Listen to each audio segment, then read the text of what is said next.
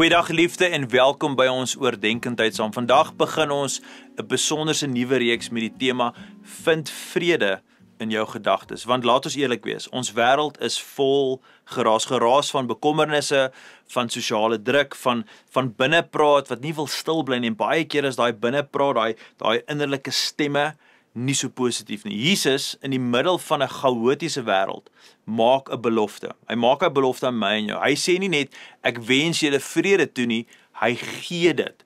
En nie sommer enige vrede nie, maar sy vrede. Toe Jesus hierdie woorde in Johannes 14:27 sê, was dit aan sy disippels net voor sy kruisiging. Hy was op pad na die kruis en tog praat hy van vrede, hy praat van sy vrede. Die konteks hier is eintlik so belangrik. Hy beloof nie dat dinge maklik gaan wees nie. Inteendeel, hy waarsku hulle, sy disippels, oor die moeilikheid wat kom. Maar dan sien hy hierdie kosbare woorde van Johannes 14 vers 27. My vrede gee ek vir julle, nie soos die wêreld gee nie. Geliefde, die wêreld gee 'n tydelike vrede, kortstondige vrede. Dis 'n tipe vrede wat jy kry van 'n vakansie of 'n glasie wyn, 'n bietjie stilte, dinge wat help om te ontsnap. Maar Jesus bied iets vir ons veel dieper. Hy praat van 'n shalom vrede. Shalom is 'n Joodse woord wat beteken heelheid, volheid of volkome vrede. Jesus sê, ek gee vir jou 'n innerlike toestand van volkome rustigheid. Selfs al is alles rondom jou de mekaar, is wat ek vir jou gee, is hierdie volkome vrede, hierdie volkome rustigheid. So prakties, wat sou gebeur as jy vandag besluit om op te hou soek na vrede in hierdie wêreld en begin om vrede by Jesus te ontvang? So neem 'n oomblik en vra die Here, Jesus, ek ontvang u vrede. Sê dit hardop, u vrede is myne, nie die wêreld se nie. En dan wil ek jou aanmoedig, skryf neer wat jou tans ontstel en dan een vir een, gee dit vir Jesus.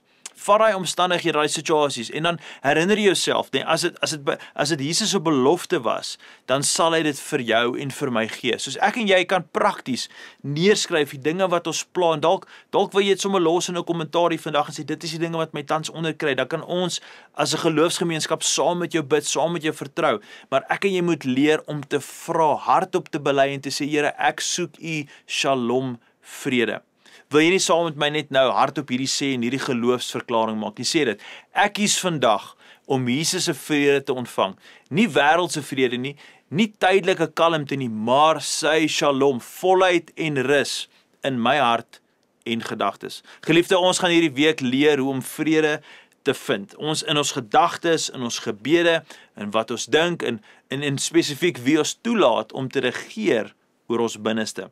Moenie môre se oordenking mis nie. Ons gaan leer oor hoe om standvastige vrede te beleef, selfs wanneer dinge rondom ons begin wankel en uitmekaar uitval. En soos ek reeds gevra het, as jy dalk iets het vandag wat jy wil voor gebed voorvra of iets wat jy die Here voor wil dank, los dit sommer vir ons in die kommentaar en praat daaroor wat miskien moontlik vandag jou vrede steel, dat ons as 'n geloofsgemeenskap saam kan bid en saam kan vertrou. Kom ons sluit die oë en dan bid ons nou saam.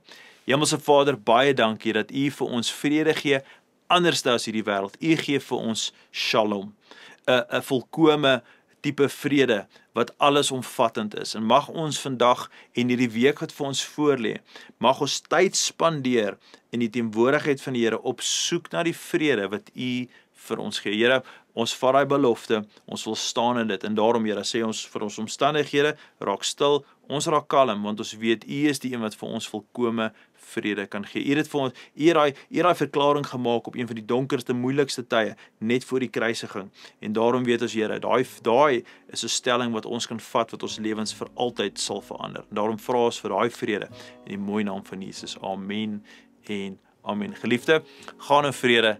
Totsiens.